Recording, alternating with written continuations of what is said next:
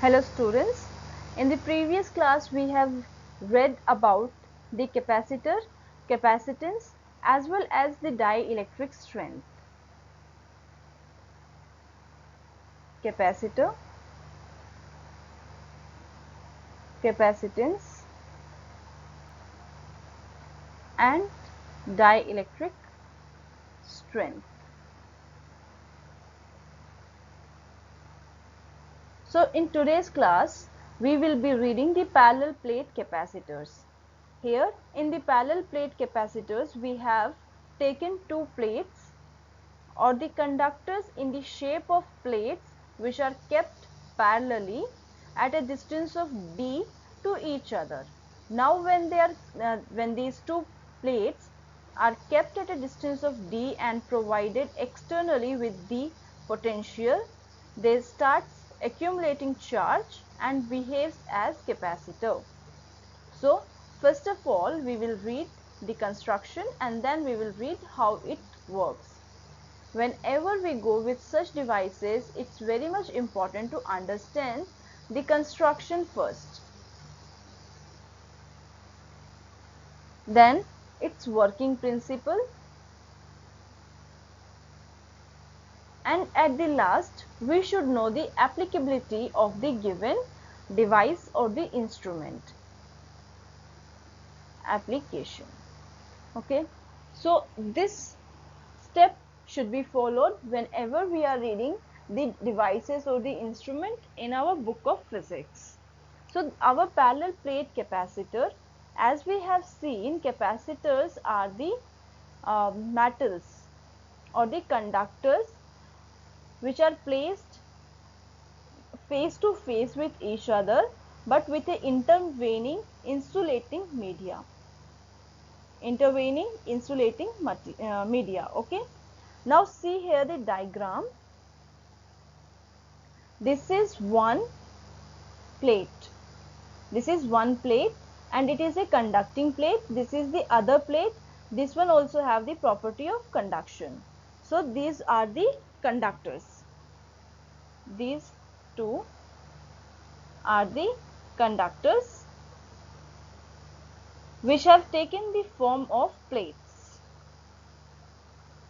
kept parallelly to each other. Plates kept parallelly to each other. Now these two can be connected to a given battery and they can start having charges. Once they will start getting charges, their property will change and they will behave as capacitors. They will behave as capacitors. So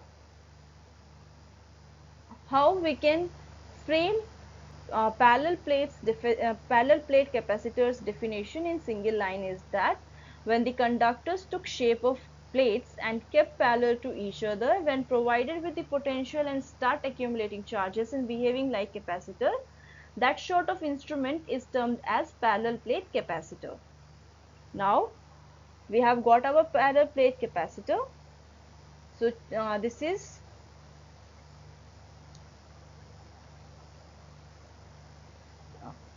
plate 1, plate 2. This is the insulating intervening media.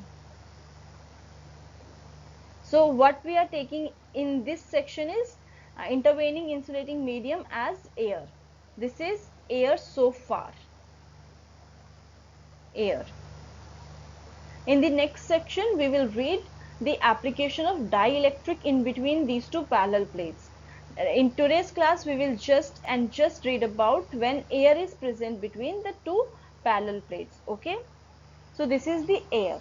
Now the electric field is coming from the positive charge to the negative charge. When we were introduced to the concept of electric field, we were told that electric field's motion is from positive end to the negative end. Okay, so electric field is moving from plate 1 to plate 2.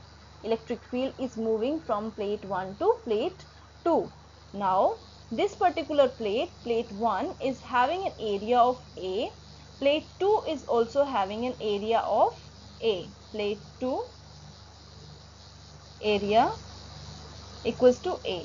These are parallel plates, so the size and shape of both the plates is same. I'll write over here size and shape of both the plates is same. Okay, so area of the plate 2 is same as area of plate 1. Now the surface charge density. This is a plate. What plate have is, like, see, this is wire, it have length, so we will define linear charge density.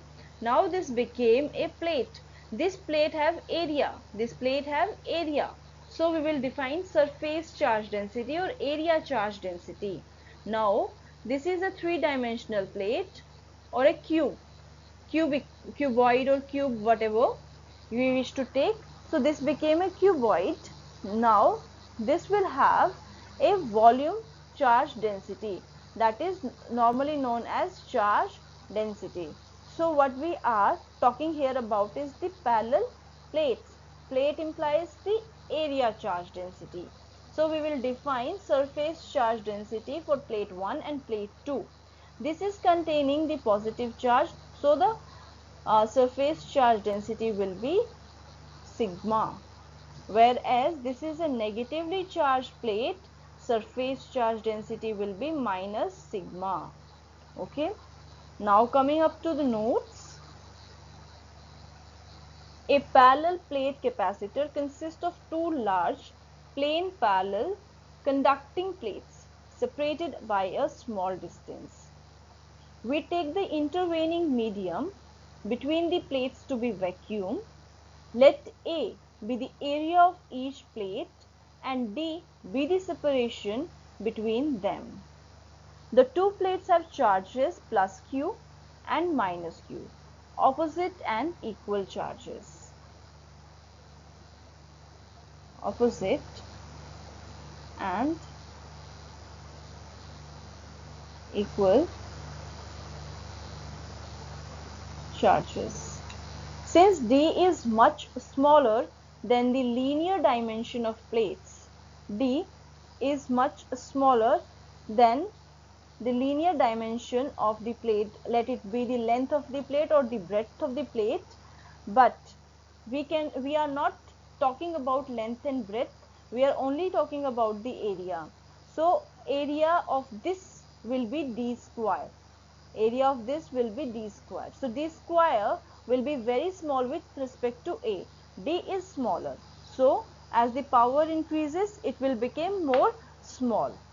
So since D is much smaller than the linear dimension of plates, D square much smaller than A, we can use results on electric field by an infinite plane sheet of uniform surface charge density.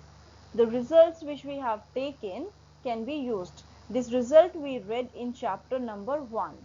This result we read in chapter 1 under the topic of charge densities.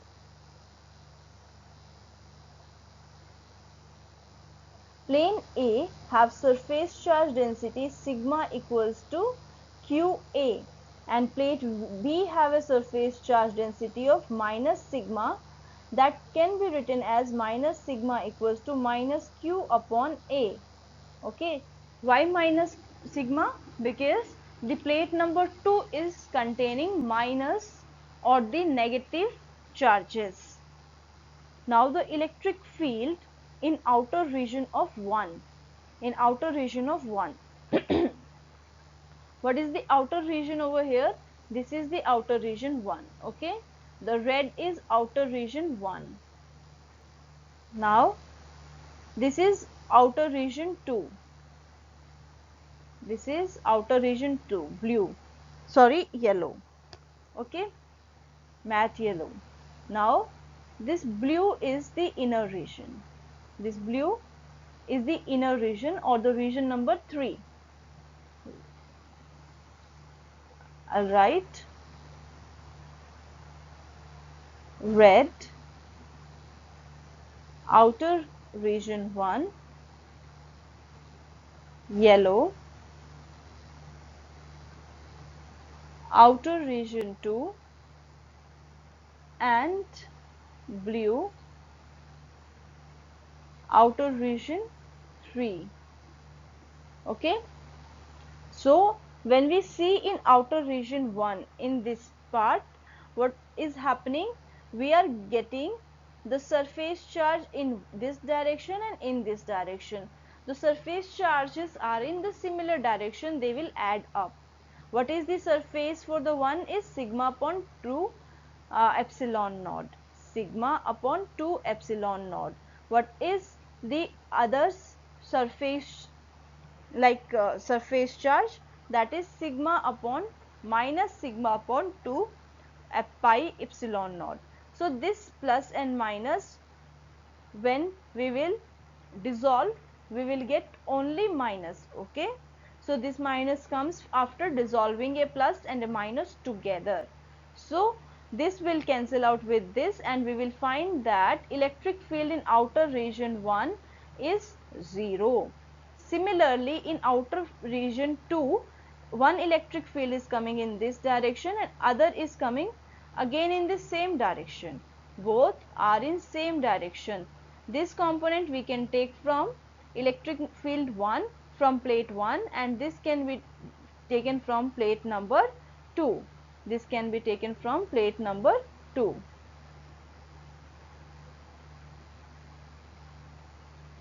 Okay, just clearing up the diagram so that you have a better understanding.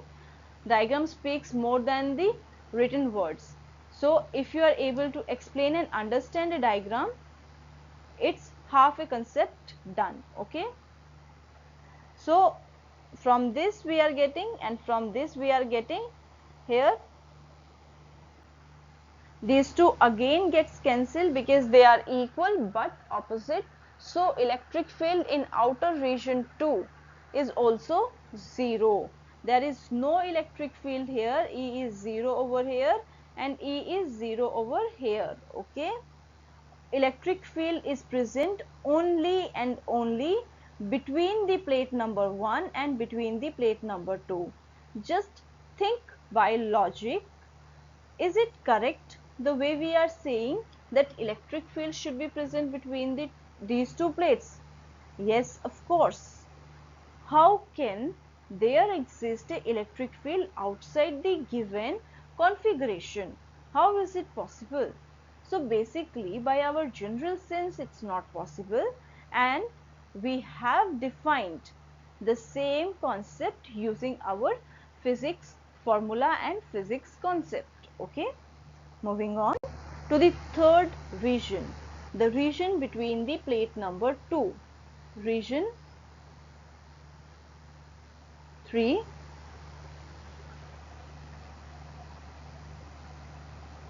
present between plate 1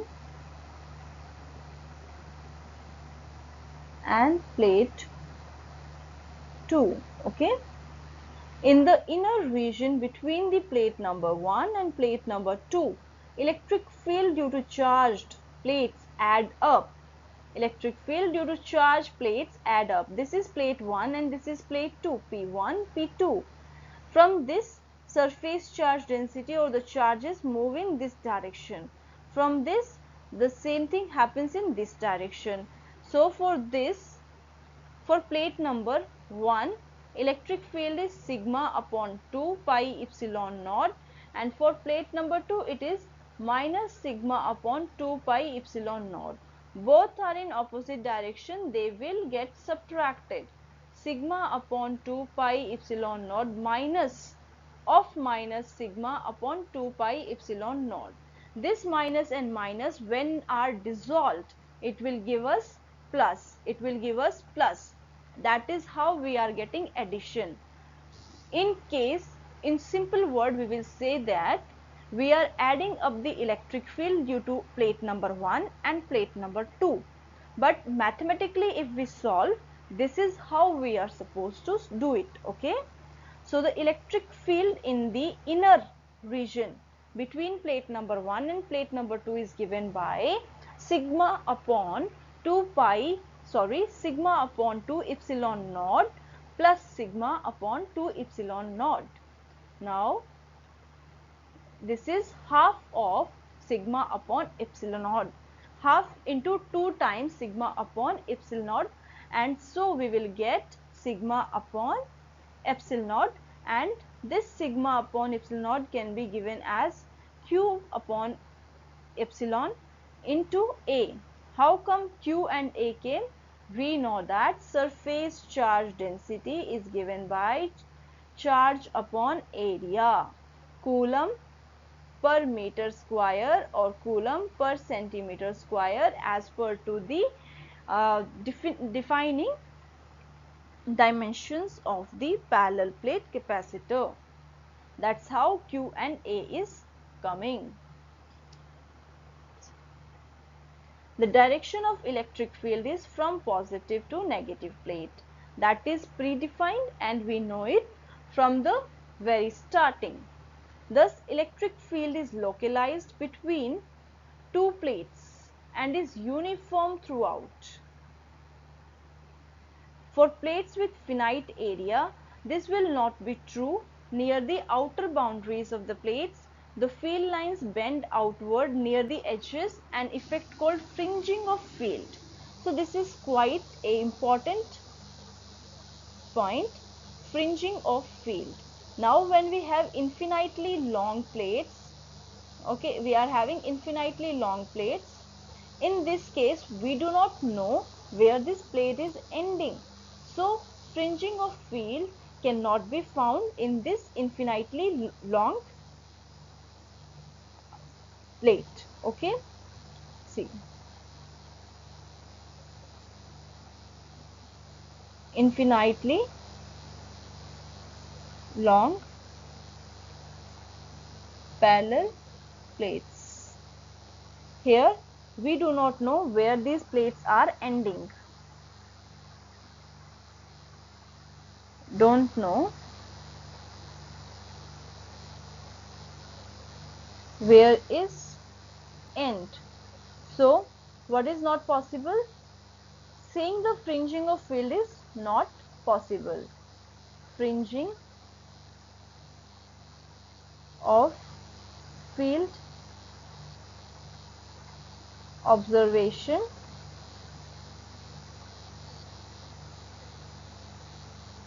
not possible. Okay. Now when we have finitely long plates, this is another case. In this we are having finite plates, finite. So we know that this plate starts from this point and ends at this point. The other plate starts here and ends here. Okay, we know this, and we have these electric field in the inside, very uniform and straight electric fields. But here there are outer side also, there are many charges. In a particular system, giving an isolation to anything is really impossible. Like ideally if we speak, it's not possible. Okay, so there is some disturbances, some attractions, some distractions outside here. So these lines will start little bending up. At the end they will show little bends. Okay, not like they are just taking a U-turn. No, it's not a U-turn, it's a slight deviation from the straight uniform motion. That slight deviation is termed in the physics of electrostatics as fringing, fringing of field, fringing of field lines, as we see in the optics and waves. Okay, fringing of field. Hope you understand what's the fringing of field. Therefore, sigma will not be uniform in the entire plate. So in this case, this sigma is not uniform. Here it's showing deviation. At the end, sigma shows deviation. Whose end? It's the plate's end, okay, at the end of the plate. However, for d square, that is much smaller than the given area, these effects can be ignored in the region sufficiently far from the edges and fields. Therefore is given by the equation number 3. Now this statement is talking about an ideal situation which is arranged. It is really impossible for us to create the infinite long parallel plate capacitors. But what we say, if a parallel plate capacitors are big enough, okay, this length is big enough that in compared to this distance between these two capacitors, this length is bigger, then these parallel plates are known to be longer than the finite size. They are termed approximately infinite, not exactly infinite but approximately, and here ideal equation can be used. Here the electric field lines can be said to be uniform. Okay, this is approx to ideal but not an ideal situation. In physics, we can create approx to an ideal situation, but it's very much tough to bring any situation to the ideal standards, to the ideal references, okay. So we always bring approx to it, okay. So now for uniform electric field, potential difference is simply the electric field times the distance between them. V equals to ED. That's what we have read when we were reading about the potential. Now from equation number 3 we have found E. From equation 3, what is the value of E? E equals to sigma upon epsilon naught. Sigma was Q by A into sigma epsilon naught, okay. So this value of E is put over here, D remains D, okay. So we get 1 by epsilon naught into Q, charge into distance separating the two parallel plates upon the area of parallel plate. So the potential is given by V equals to 1 by epsilon naught into charge distance separating parallel plates upon area of parallel plates. That's the formula giving us the potential. Now the capacitance C of the parallel plate capacitor is then, we have read previously, C is Q upon V. C is charge by voltage. From the previous equation, what is voltage? It is 1 upon epsilon naught into QD by A. See here, we are putting the value of V in this equation. C equals to Q upon V, V equals to Q upon D upon A epsilon naught, then C equals to Q upon QD upon A epsilon naught, then C equals to Q into A into epsilon naught upon Q into D. So this Q and this Q will cancel out, giving us the value of C equals to A epsilon naught upon D. Okay, this is a extremely important derivation. I'll just red mark it. Kindly give a note to it. Extremely important. How is it extremely important? See, from here we found that this is a constant. This is a constant. Change in V or Q will not change C, but then what will change C? C will be changed by the area of given plate or the distance between the two plates. Shape, size and separation will change the capacitance of a capacitor. I'll write at the lower end, make a note of it, okay? Size, shape and separation will change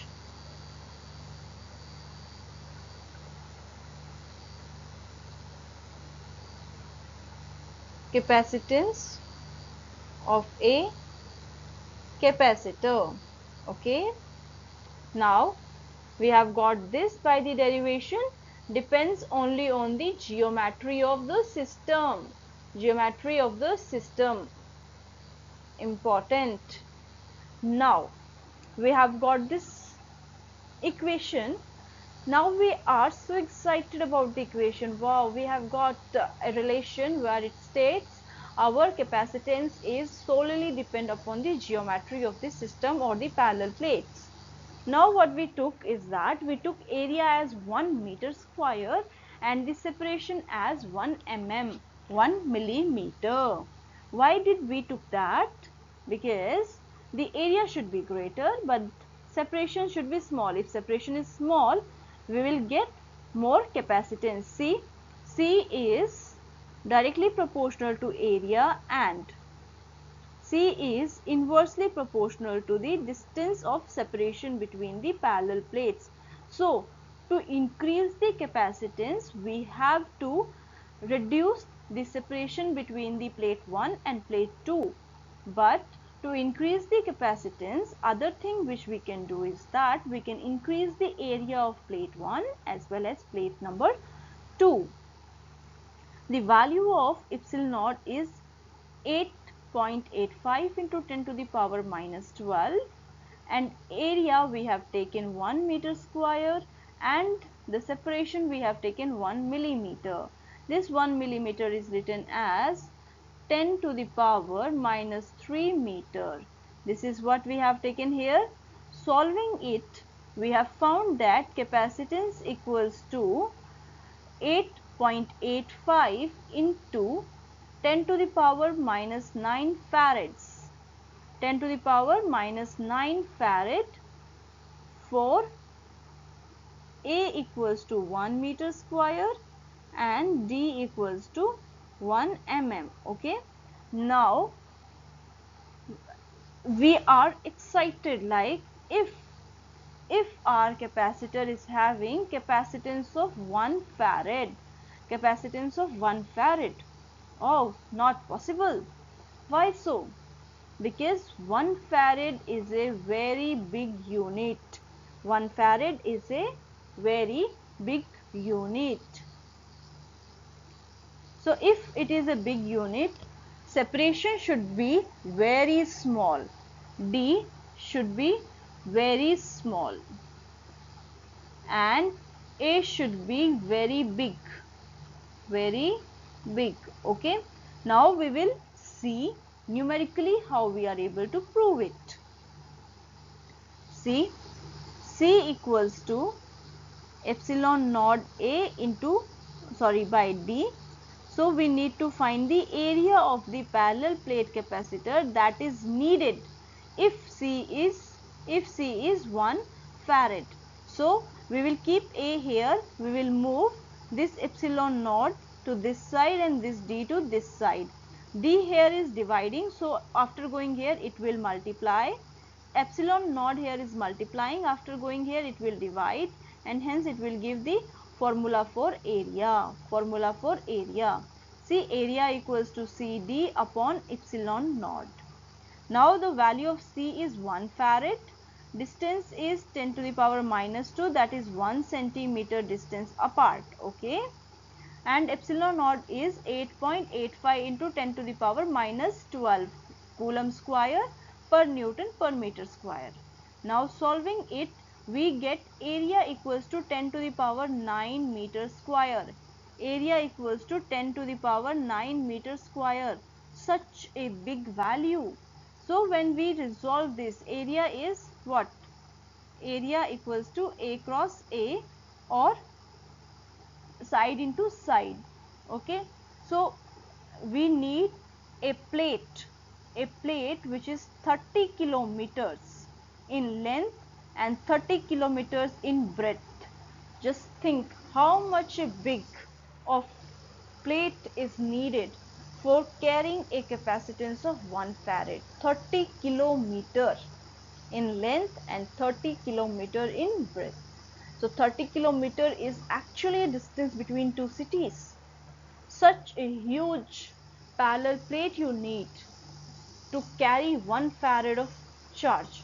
So just think how much big 1 farad as a unit is. It is extremely big. So by convention we use in our studies the values like 1 microfarad, 1 millifarad, 1 nanofarad, 1 picofarad. Okay, we'll tell you in the next slide. See, 1 nanofarad, it is equals to 1 into 10 to the power minus 9 farad. 1 millifarad, 1 into 10 to the power minus 3 farad.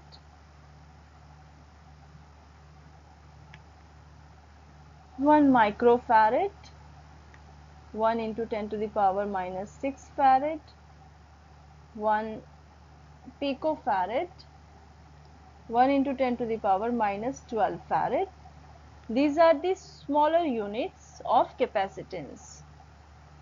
Smaller units of capacitor. Okay, so now let's get a summary of today's class. For today's class, that is the topic. So what we have read in today's class is parallel plate capacitor.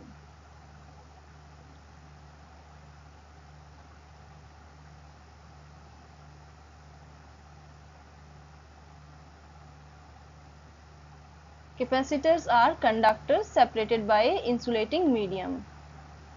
Two conductors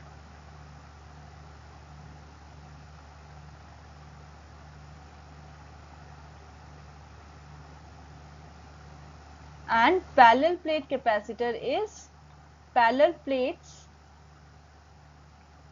that are separated by the insulating medium in between them. Plate 1, plate 2. If this holds positive charge and this holds negative charge, the electric field moves from positive end to negative end, positive end to negative end. At corners for finite plate, we see fringing of electric fields. Fringing of electric fields. In infinite plates, such an observation is not made.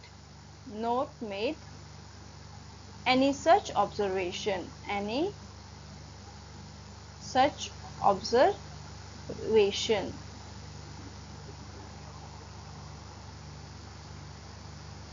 See, capacitance is dependent as epsilon naught A upon D. So, to increase C, one can increase area of parallel plates, or one can decrease the distance between the two parallel plates, or the separation between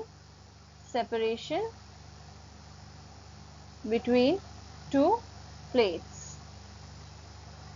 That's how we can increase the capacitance, and this formula gives us important property of capacitance, that a capacitance depends only and only of geometry of the capacitor plates. Geometry of capacitor plates. The size, the shape, and the structure, and the separation. Okay, capacitance depends only on geometry of capacitor plates.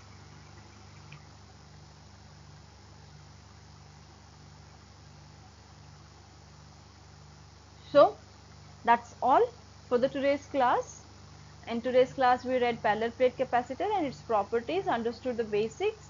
We will come up in the next class where we will introduce a dielectric medium here. Right now we are reading about the air. In the next class we will introduce a dielectric medium in between the parallel plates and understand the property of a dielectric medium. So for today's class that's all. We'll meet up in the next class with this interesting topic of dielectric medium. Till the time, have good time, spend it wisely, or do readings more often, go through the previous classes before coming to the new class. Have a good day. Bye bye.